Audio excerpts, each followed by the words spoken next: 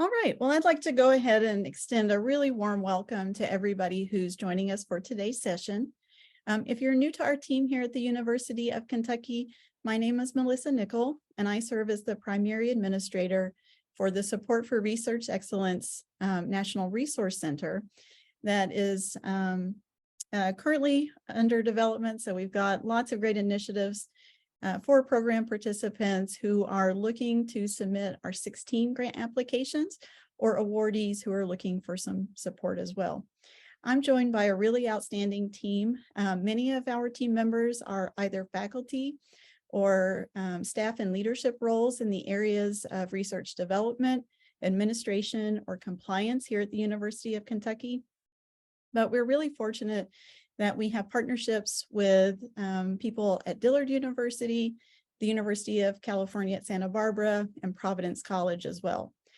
So collectively, we're excited about the initiatives of our center and are really kicking off things this month by sort of talking about what the SuRE R16 grant program is, taking a look at eligibility, and then discussing the specific support options that are available to those at R16 eligible institutions through our center. You'll notice that today we're in a standard Zoom meeting, which gives you access to your microphones and your cameras. We are going to ask that microphones remain muted during the formal presentation, but we are eager to hear your questions and provide answers to those. So if you say are joining by phone and you want a chance to ask questions at the end, we'll allow you to unmute at that point. In terms of Q&A in general, though, do keep in mind that at any point you're welcome to drop a question in the general chat box. So we'll use that as a forum to aggregate those and address those at the conclusion of the presentation. As I mentioned earlier, we do have a pretty big team, and while I certainly can't introduce everyone, I do want to make special mention of our center's co-directors, Drs. Brett Spear and Paul Murphy, as well as the NIGMS SuRE program lead, Dr. Irina Krasnova. They're in attendance today, and so I'd like to welcome them to the meeting and let them know that they're welcome to participate in the Q&A as well. I'll start by mentioning that the SuRE program is part of NIGMS, or the National Institute of General Medical Sciences, Research Capacity Building Initiatives. If we look specifically at SuRE, it's designed to strengthen research capacity and to provide research dollars to faculty investigators at institutions that have specific characteristics. So these are institutions that receive limited NIH research support and that specifically serve students from groups underrepresented in biomedical research. Certainly understanding the point of SuRE and the goals is really critical. And so I just wanted to take a moment to outline three major goals for the SuRE program. The first of those is that SuRE seeks to provide research grant support for faculty investigators that allows those investigators to either establish or continue research programs at R16 eligible institutions.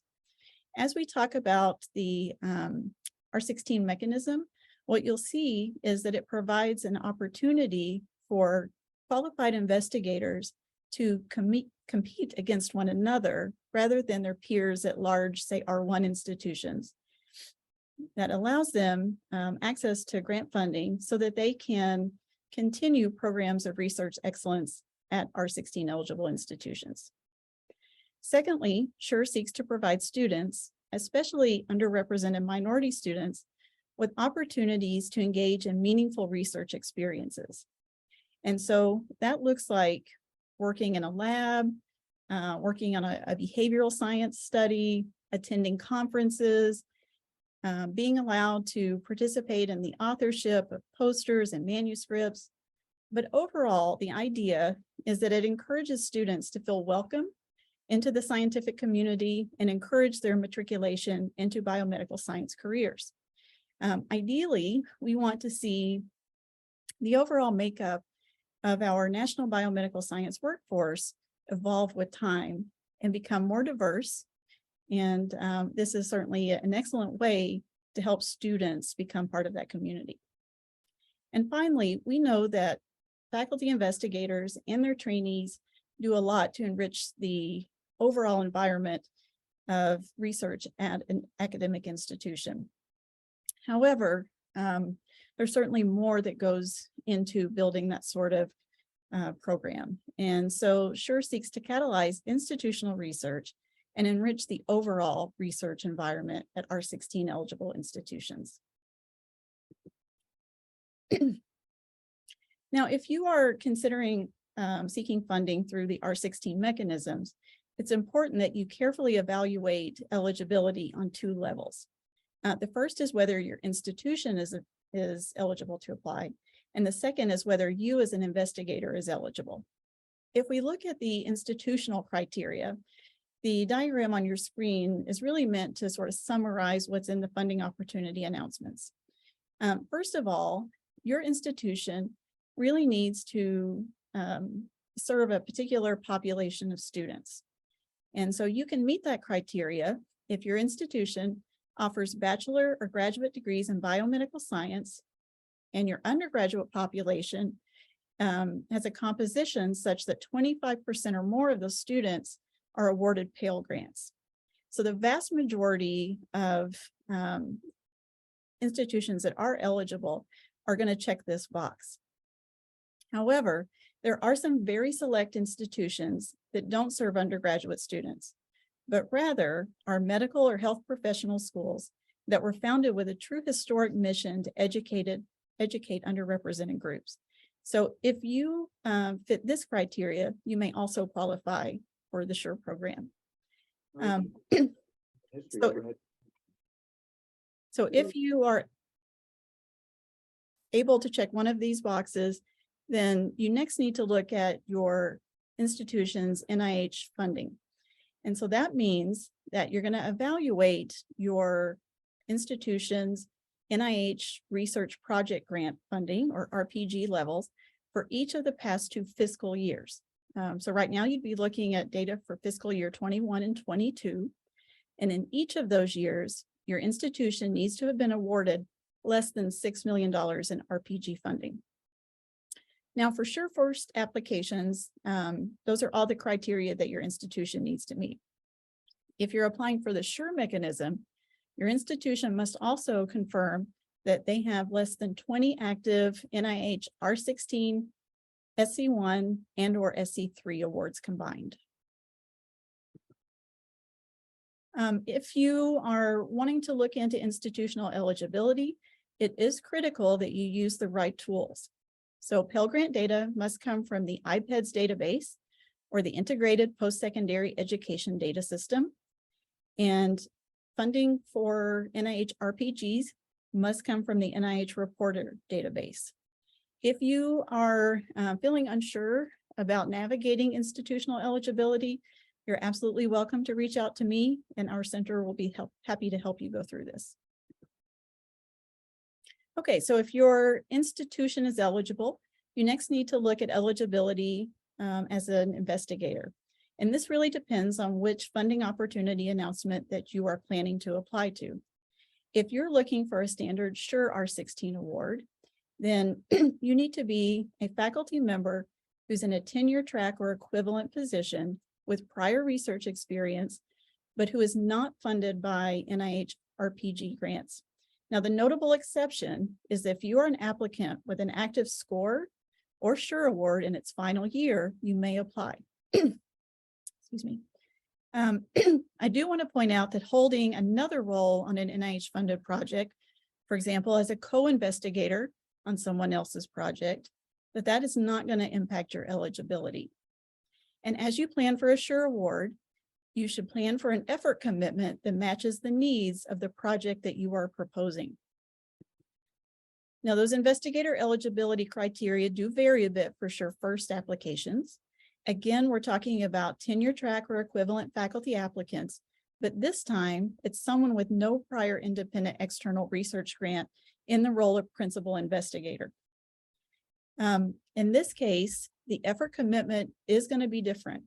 You must be able to commit a minimum of 6 person months per year of the project, and you must identify a US-based scientist at a domestic institution with relevant scientific expertise and a history of research funding and productivity, things like publications, to serve as a mentor. These two stipulations are in place to give SuRE-First awardees the greatest chance to transition to being an independent researcher. I'll lastly mention on this slide that if you are in a role like a postdoctoral scholar, a research associate, or an adjunct faculty, you are not eligible to apply for R16 grants. Once you've selected a funding opportunity announcement that fits your needs, so in the case of SuRE, you're looking at PAR 21169, you do need to pay attention to the due dates. For this funding opportunity, you have a single standard due date of May 26th annually. If you happen to work in the areas of HIV/AIDS research, you have a separate deadline that's going to be September 7th annually. You can apply for up to $100,000 per year in direct costs for 4 years. And a really exciting part of this funding opportunity announcement is the fact that it is renewable. So you can sustain a program of research excellence using funding through the R16 mechanism. If you're looking to apply for SuRE-First funding, you're going to need to find PAR 21173. It has a single standard due date of September 28th annually, HIV/AIDS related date of January 7th. This time, the direct costs per year are increased to $125,000 to help offset the cost of the 6-month commitment of effort on the part of the PI. Again, you can apply for 4 years of funding. And while this is not a renewable opportunity, the idea is that those funded by SuRE-First applications initially will then transition to funding through the standard SuRE mechanism. So anytime you're going to apply to an NIH mechanism, you need to make sure that you carefully read both the selected FOA as well as the standard SF424 guidelines. And in fact, I'll just briefly mention that as of today, NIH has released a new SF424, so version H, and a complementary set of application forms. While we can't go through the entire list of elements for a SuRE or SuRE-First application today, I do want to bring your attention to some key pieces of these two application types. First, with any R-Series grant, you're going to be limited to a specific amount of pages for your research strategy. In this case, you're looking at a 6-page research strategy for SuRE applications. Within that attachment, you must include a section that is titled Student Involvement Plan. And so this is actually a very important part of your research strategy, and attention should be paid to the detail that is included here. You're looking to share a plan to recruit students to participate in R16 funded work, including a plan to recruit underrepresented minority students to engage in research in your lab. Secondly, you need to have a plan to meaningfully involve and train students in the conduct of research.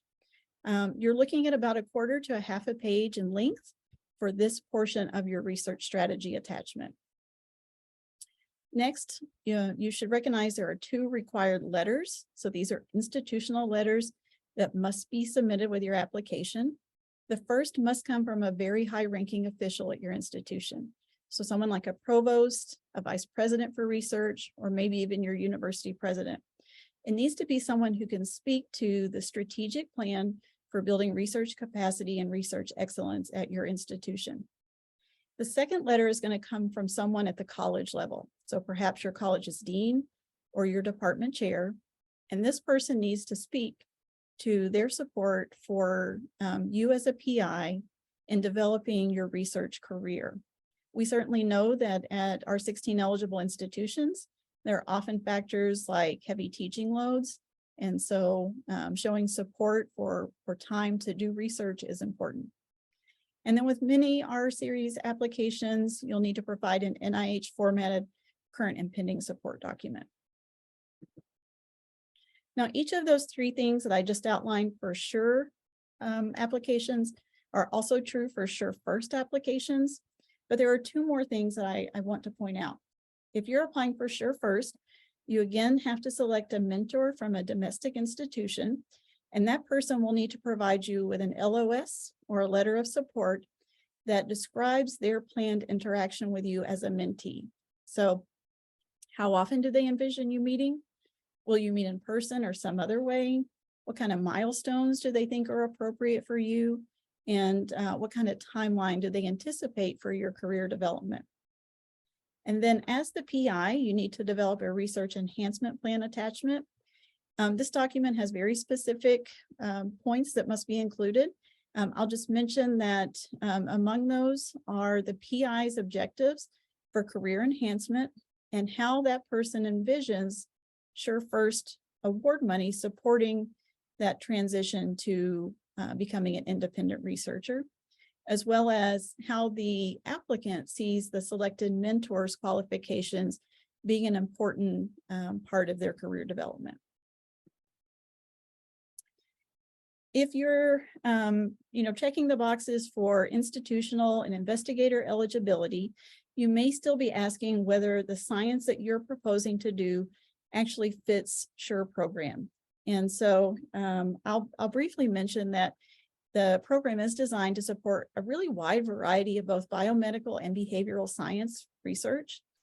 What you want to do is make sure that that proposed research truly aligns with NIH's overall mission of promoting the health of the nation's citizens and falls under an area of an NIH IC. Of course, with any NIH application that you're considering, you can always scroll to the bottom of the selected FOA, identify the scientific contact, and email that person to ask for an opportunity to see if they think that your science is a good fit for their program. Upon review, meritorious science will be considered for funding by both NIGMS and other participating ICs. Maybe one of the most exciting things that I can share with you today is what the funding levels look like for the first year of SuRE applicants. So those that applied to the standard SuRE mechanism were funded at a rate of about 44%. Those applying for SuRE-First at a rate of about 48%. So I think that that's certainly encouraging and should make those that are on the fence maybe feel even more excited about applying for SuRE grants. I don't want to spend a lot of time on this slide. I will just mention quickly that each of the green dots that you see on these maps represent a city where at least one SuRE R16 grant was made, and that the states with the darker blue on the continental US map represent a greater density of SuRE R16 awards being made. Of course, no surprise there, those are areas that are really dense in population like California. But what I do want you to take away from this slide is that if you're sitting in an area that's not currently represented, so maybe you're in the Ohio Valley, the Midwest, or outside the continental US, we are eager to help you prepare competitive applications. Our center is really invested in seeing this map evolve with time.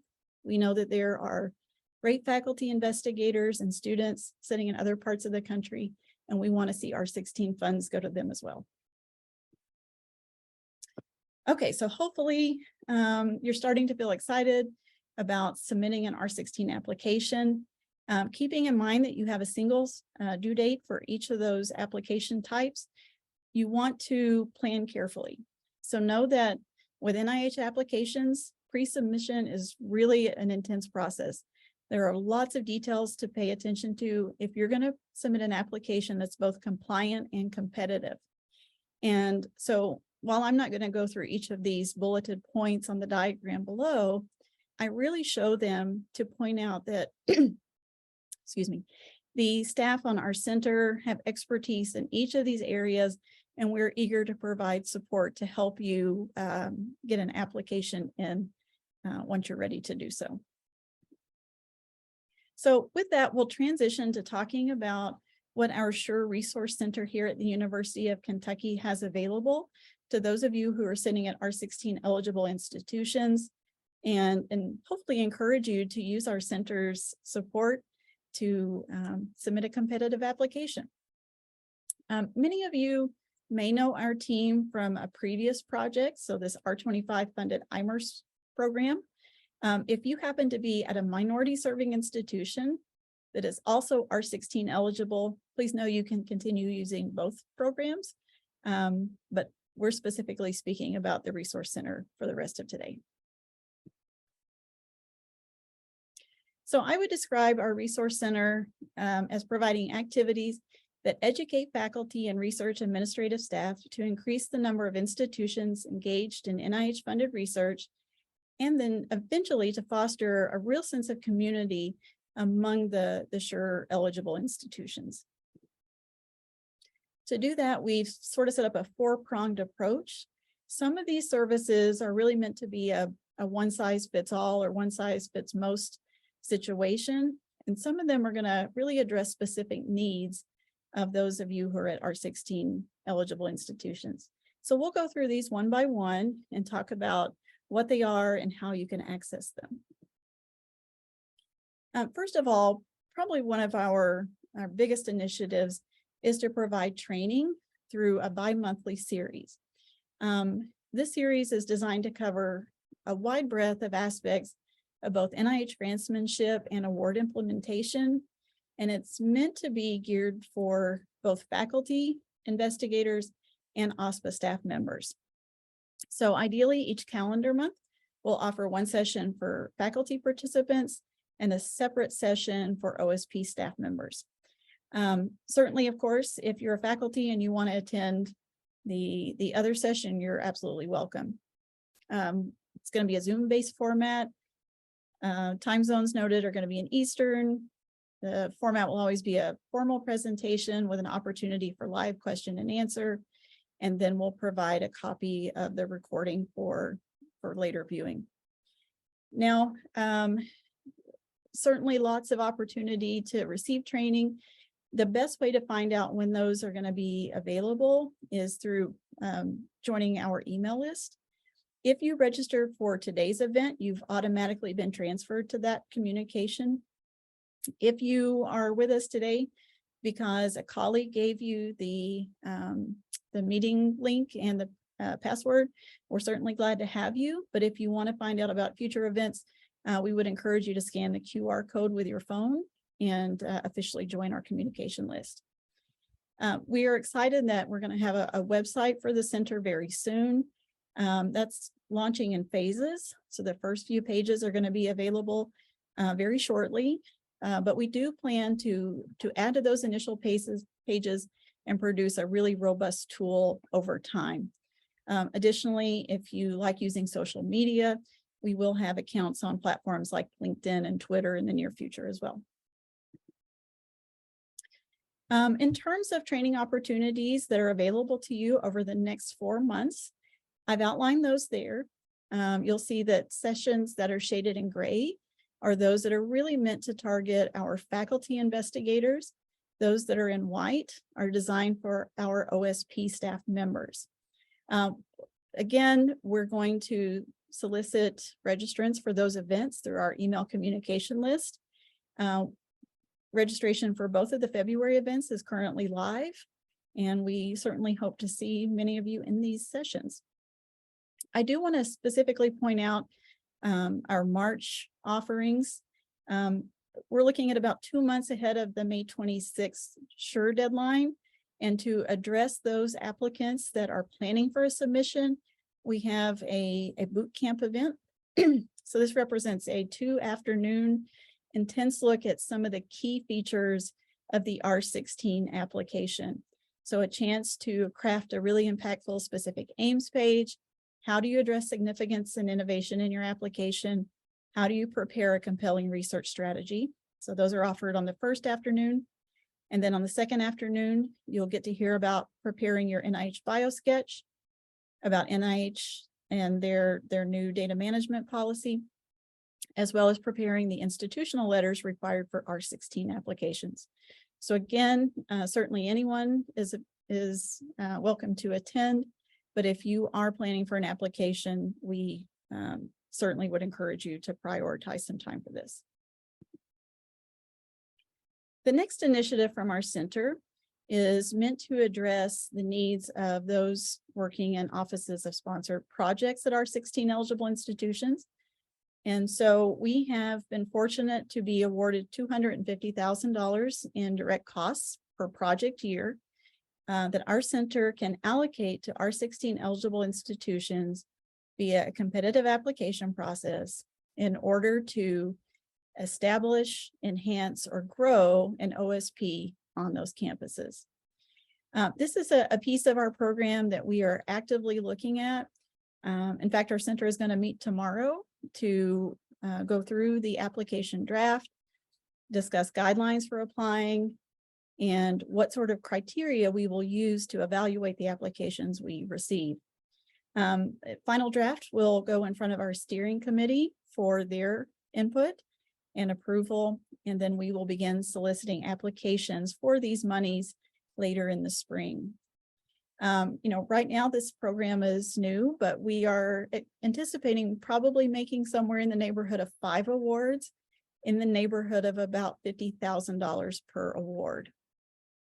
So again, joining our mailing list is going to be the quickest way to find out when this program goes live, and we would certainly encourage you to consider signing up for that. Again, by the time this goes live, our website's going to be up and running and information will be posted there as well. The last thing I want to mention about the seed grant program is that these funds are not available to support scientific pilot projects. So these are only earmarked for OSP endeavors, and any applications that stray from that will not be considered. The third arm of our center is focused on outreach and consultation. Right now, while we're getting the center established and trying to grow our network, the outreach efforts are really starting to gear up. I would point that in addition to myself as the center administrator, the other persons that are really going to be central to this effort are our regional coordinators. So if you look at the map on the right of your screen, you'll see 3 regions of the country, each of which has a representative that is going to be happy to assist you as an initial starting point for questions about the Resource Center, the SuRE program, and so forth. So I'll just briefly acknowledge these persons since they're so key to what we have planned at our center. If you're sitting in the west part of the country, then your regional coordinator is going to be Dr. Erica Lubin at UC Santa Barbara. If you're in the Midwest or the South, then your regional coordinator is going to be Dr. Ruby Broadway at Dillard University. And if you're along the East Coast, then your regional coordinator is going to be Dr. Brittany Smalls here at UK. And I'll provide their contact information at the end of the presentation. Lastly, I'll mention that the 4 of us are going to be able to answer a lot of your questions, but if you are looking for consultation with another team member, so perhaps a faculty with expertise in a particular kind of science, or maybe you're preparing an application with human subjects work and you want to speak to somebody who works in research compliance, then we can absolutely connect you to another team member for that purpose. And then finally, maybe one of the biggest efforts of our center is going to be related to providing a sense of community and opportunity to network among our 16 awardees and their trainees. And the major way that we plan to do that is by offering a biennial conference. Certainly, this is a big endeavor, and details for the conference is something that we're working out. We're looking at the first being offered in the summer of 2024. As we have details about how to register or participate, we'll certainly push those out through the various platforms I mentioned earlier. All right, so with those tools in mind, I'll mention that we hope that they're able to meet our center's goals. And those are to assist faculty at R16 eligible institutions in writing competitive R16 and other grants, as well as managing awards that are made. Secondly, we hope to assist institutions with OSP development and helping to build and improve their research infrastructure. Third, We hope that really these first two initiatives trickle down to providing students with the opportunity to engage in meaningful research experiences. And finally, we'd like to promote geographic diversity in program participation and help diversify the SuRE community. Again, I don't have time to introduce all of the really outstanding people that are making the center the really impactful tool that it is. But I do want to give special acknowledgement to our steering committee. So I'll just quickly mention that Dr. Sven Bernal at NIGMS, Dr. Carolyn Bohawk at University of Idaho, Dr. Michelle Martinez at Universidad Central del Caribe, Dr. James Natambi at University of Wisconsin, and Dr. Zhu Zhao at CUNY York College have graciously volunteered some of their time to provide oversight and help us make sure that our center is really providing meaningful support to our 16 institutions across the country. So with that, I will just outline the email addresses for those of us who are in senior key roles at the center. So that includes our regional coordinators, as well as our center's administrative leadership group. And just really let you know that we are eager to connect with you, and certainly that you are welcome to email us, call us, and let us know how we can support you. Again, if you joined us because you received a copy of the link, the QR code there will let you sign up for future communications so that you're always within the first people to know about new initiatives from the center. And so with that, I will exit screen share and we will address any questions that we can.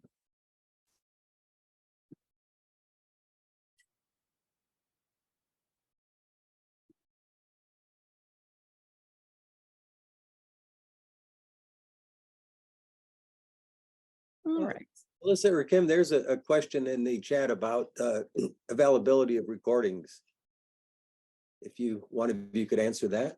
Yeah, so right now, while we're really getting things set up, what I'll be doing is downloading the session recordings and sharing those to everyone who registered. So it's really the easiest way for us to do that right now. As we bring a website online and establish a YouTube channel, in the future, you'll be able to access recordings via that conduit. Those tools are definitely in the works. They're just not quite ready yet. Yeah, we've got a hand raised. Dr. Gill, do you want to unmute? Yes, thank you so much, Melissa. So how much pilot data do we need for these grants? I mean, is it okay to do something that's more exploratory, or do we view it more as like an R01? So I'm curious if you could comment on that.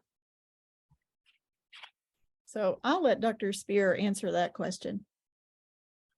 Well, I think as an R-Series grant, I think the amount of preliminary data is going to impact the reviewers. They're going to want to see whether it's just data that's showing that that you can carry out the experiments, or actually data that really forms the basis for the proposed studies.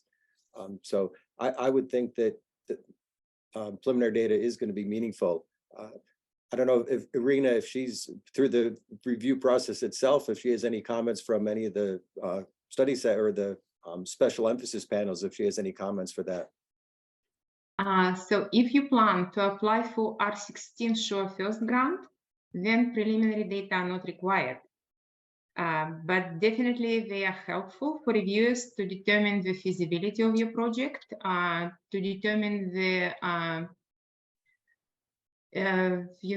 your research hypothesis, if your research hypothesis at least has some support from your preliminary data. So if you include preliminary data in SuRE-First application, they will be reviewed. Preliminary data are required for SuRE application, and again, it's for the same reason, to ensure reviewers that the methods that you plan to use for your research projects are implemented and they work in your lab, so you don't propose something that you cannot do. Again, feasibility, and again, your research hypothesis. Great. So there's a question in my private chat that is asking if your institution is funded by NCI through a U54 mechanism and you serve as PI on an outreach core, does that impact your eligibility for R16 applications? So U54 grant is not NIH research project grant, it's a center grant. And if you are a co-facility director there or subaward recipient, it doesn't affect your eligibility. You may apply if you are not, if you don't have any research project grant funding from NIH. Great. The next question says, for SuRE-First R16s, can the research mentor be from a research center like Fred Hutchins Cancer Research Center rather than from a traditional academic institution? Absolutely. The mentor has to be an expert in your area of research with a good track record of publications and funding. So the mentor can be from academic institution, from research center. The mentor can be from NIH and from your program. That's up to you. Thanks. The next question is asking about the RPG designation, and is that specifically R01 grants? And I would just say that I'll provide a copy of the presentation and the recording, and there's a footnote on a slide that specifically outlines the activity codes. It's more than just R01s, but that's certainly one of the mechanisms. So the RPGs include R01, R03, R21, R15, DP1, DP2, R35, and I think R37 grants and some others, but those are the most common mechanisms. So it's not limited to R01 grants. So, and if you Google NIH research project grant, you will basically be referred to the link on NIH website that defines those grants that are NIH research project grants. The next question is asking, can more than one R16 application be submitted on different topics? No, it cannot. So concurrent applications are not allowed. You cannot submit two R1 applications at the same time, even on the different topics. So if you only can submit next R16 application if the summary statement for your previous application has been released. The next question is asking if we can elaborate on the OSP seed grant program, including who can apply and what the deadline is. So right now we are working internally to prepare that application, the guidelines, and the review criteria. We do need approval from our steering committee. It's going to be available this spring, but the exact date is not something that I have in hand to provide you at the moment. Again, we plan to produce very thorough guidelines and be available to answer questions about that, and definitely look forward to having it available to you soon. But any SuRE eligible institution can apply for the seed grants. Next question says, for the SuRE-First mechanism, can an investigator have previous funding from a foundation or a sponsor like NSF? For SuRE-First, no. So you cannot have prior history of external research funding. So research grants from NSF Foundation, they disqualify you from applying for SuRE-First award. Basically, only internal institutional grants are allowed and internal startup funds. And also those funds that are not research grants, but contracts where the contractual agency defines what you do. You don't submit a proposal, you just, fulfill the requirements of the contract. Those do not disqualify you as well. Other than that, all external research grants, if you apply of external research grants, that means you cannot apply for SuRE-First award. You may apply for SuRE-First. You may apply for SuRE grant. The next question is asking if someone is a PI on an R25 in a no-cost extension phase, does that impact their eligibility? So R25 is a student training grant. It's not a research grant. It doesn't impact your eligibility for SuRE or SuRE-First. It depends. So. The next question says, for SuRE-First grants, does the research mentor have to be someone who was not your PhD or postdoc advisor? So you can choose a mentor who was your postdoctoral advisor or your PhD thesis mentor. But we would like to see that you are moving to independence and you are moving to establishing and developing your own research program. So we would like to see in the research enhancement plan, the clear plan to develop independence from the mentor. Maybe choose another mentor who can be helpful in developing that independence, or provide you administrative and career development advice. So if you do not have a mentor who is an expert in your research in your institution, that also can be helpful. So the mentor who is scientific mentor can be elsewhere, and another mentor at your institution could be helpful to provide administrative and career development advice. But the key in R16 SuRE-First application is development of the independent research program, and we want really to see this independent component.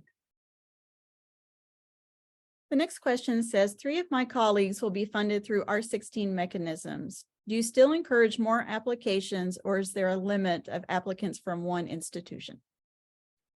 So if your institution holds 20 or more of active SuRE, SC1 and SC3 SCO grants, your institution is no longer eligible to submit new SuRE applications.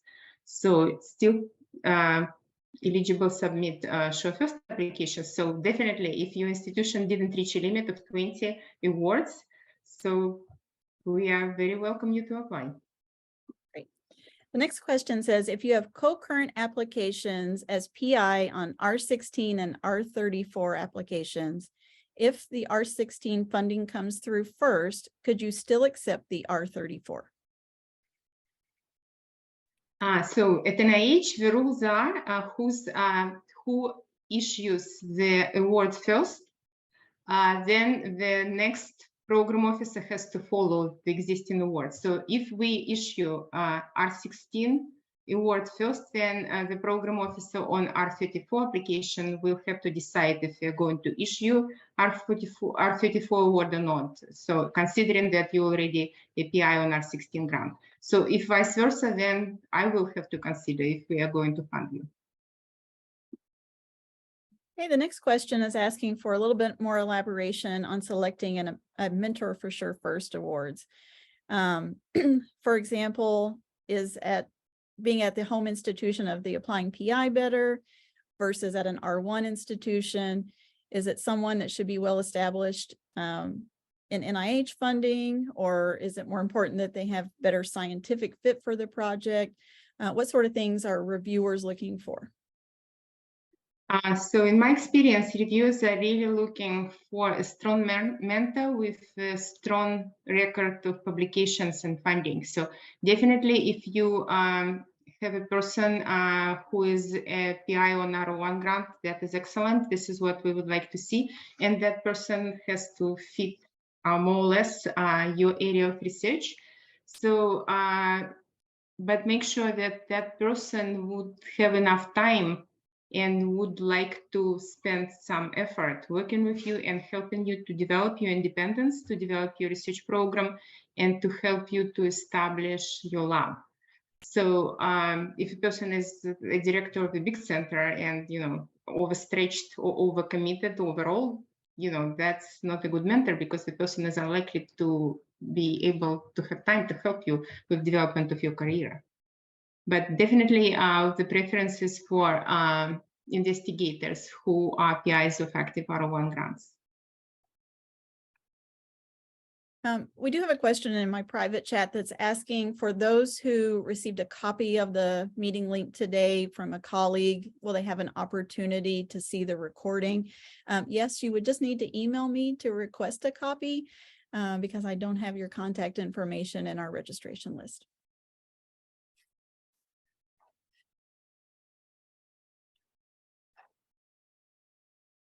And I don't think I've missed any questions.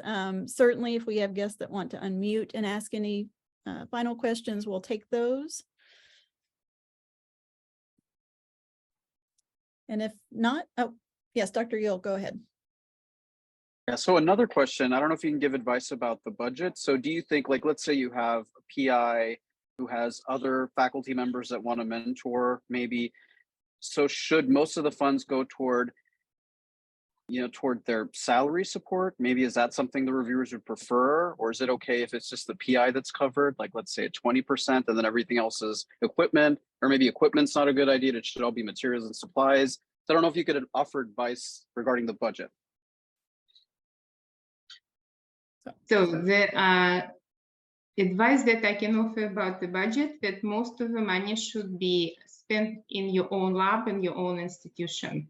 So other than that, you are free to pay yourself, you are free to pay your students, you are free to buy equipment, but make sure that there are enough funds in your grant to conduct the research that you propose. For equipment, we currently offer equipment supplements to our R16 grants. So when you become a PI of R16 grant, you may apply for additional funding to buy equipment, and that's, I think, $100,000 a year if you need to buy equipment. That could be considered as well. And other than that, you're free to use your money. Thank you.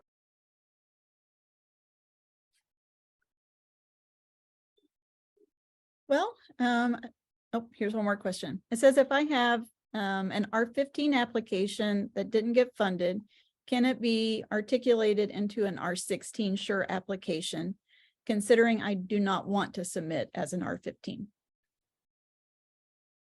You absolutely can. So can reshape your application, include all the necessary and required components. Definitely don't forget that, and submit it as R16 application. We'll be happy to see it. Just make sure that all required institutional letters and all required attachments are there. And yes, absolutely. But I would also add to look carefully at the summary statement, look at what the concerns were, and as you change, make sure you take to heart whatever concerns that the reviewers raised for your R15 grant, and that'll give you a chance to strengthen the proposal for the R16. Yes, absolutely. Use the summary statement for your R15 application to your advantage. So improve the R16 application on the basis of the reviewers' comments. Mm-hmm. Use them and it will be better. There's a couple more questions now. This one is asking if you can expand a little on using R16 funds, scrolling, to pay for students, and are there limitations on what types of trainees? So research assistants, graduate students, undergraduate? So you can propose to include all type of students into your application as the future trainees. So we prefer undergraduate students, but definitely graduate students and even postdocs can be included. And then you can choose how to pay those students. If your institution is willing to pay the students, it's one approach to pay the students. If you have student training grants like MARC or RISE grants that you can use to pay the students, that's better. So if not, then you can pay students using your own R16 grant. There is a lot of flexibility here. The only thing that we need that and require that at least part of the students should be from underrepresented backgrounds. But other than that, all students are welcome to participate. Great. The next question says, do you all work closely with NIH program POs? Dr. Gill, are you referring to us at the Resource Center or something else? Yes, the Resource Center. Yeah, so, we're really excited to have Dr. Krasnova here with us today. She's an outstanding resource for our center since she is the lead for the SuRE program at NIGMS. And, certainly if there is something that we can't provide an answer for, we can go to her for that. But we don't directly, we have not interacted with program officers from some of the other institutes. Sure. There are other program officers from other institutes that help oversee the program too, but Dr. Krasnova is, I would say, the lead PO for the R16 program. We at NIGMS interact with the program officers at other NIH institutes and centers. Currently, there are 15 other NIH institutes that signed on SuRE and SuRE-First FOAs. Some of them were involved in funding meritorious R16 applications, and they will be more involved in funding meritorious applications this year. So, but they need to see science that is interesting to them, and they select applications for funding themselves. So if they like certain applications, for example, NCI likes certain application in the cancer area, and the application was reviewed well by NIGMS special emphasis panels, and the NCI may request us to transfer application to them, and then they will fund and manage the application. So, and then we will fund all the remaining meritorious applications that were not selected by other NIHs for funding. Right, looks like we've got a few more questions in the chat. The next one says, does a postdoctoral fellowship from a state agency in the name of a postdoc disqualify them to apply for SuRE-First grants? So first of all, postdocs are not eligible to apply, right? You please keep in mind. But if you are, for example, assistant professor and had a postdoctoral grant in the past, so all postdoctoral funding, we are not looking at the postdoctoral funding. We're looking at your funding from the level of independent investigator, and that begins from assistant professor. So if you received some funding as a PhD student to write your dissertation, if you received some funding as a postdoc working on somebody else's lab and you were paid from somebody else's R1 grant, that's not your funding. So this is not considered your other support. So you need to report your findings starting from the assistant professor level and up, and you know, everything that you received before you became assistant professor is not relevant to our application. The next question says, can R16 funds be used to pay for student tuition and fees? Yes, they can. Next question says, what is the major difference between R15 and R16s? What about their success rates for each at NIGMS? All right, so I get this question fairly often. So the difference between R15 and R16 is R15 is specifically focused on training students, and that's basically to get involved students in research. So R16 is focused on your science. We would like to support faculty who will conduct research and develop their research programs, and the involvement of students in these projects is a secondary goal. Success rates, so first of all, R15 area program and R16 SuRE program, they are managed differently. R15 program is managed individually by each NIH institute and center. They receive their own R15 applications, they get reviewed at institution, etc., and they make their own funding decisions. We don't get involved in that. R16 program is managed by NIGMS. So NIGMS leads R16 program at NIH. We review all applications except the applications that are submitted to NIAID, National Institute of Allergy and Infectious Diseases, and we make funding decisions, and we distribute, you know, those applications that are selected by other NIHICs. We, you know, send them these applications for funding, but we organize the review. We organize the council process, and we make funding decisions on R16 applications. So as Melissa mentioned, those numbers are correct. So the success rate of SuRE applications is 44%. It was 44% in fiscal year 2022. So success rate of SuRE-First applications was 48% in fiscal year 2022. This is the highest success rate at NIH, to my knowledge. So we I don't know any other program at NIH that has a better success rate. So success rate for R15 applications, success rates vary from one institution to another. So they usually set a pay line, very, I would say, stringent pay line, especially in institutions like NCI. This year, pay line at NCI for R15 applications, I know, is 25, because one of my former co-grantees applied there. She submitted R15 application got priority score 29. It's outside of the funding rate. It's outside of the pay line. She said they may consider her for funding later using special funds or something like that. For us, 29 is like well within the funding range. So other institutes, they have slightly different pay lines. NIH, I think, has pay line 30, and it varies from one institution to another. So we have the best funding rates.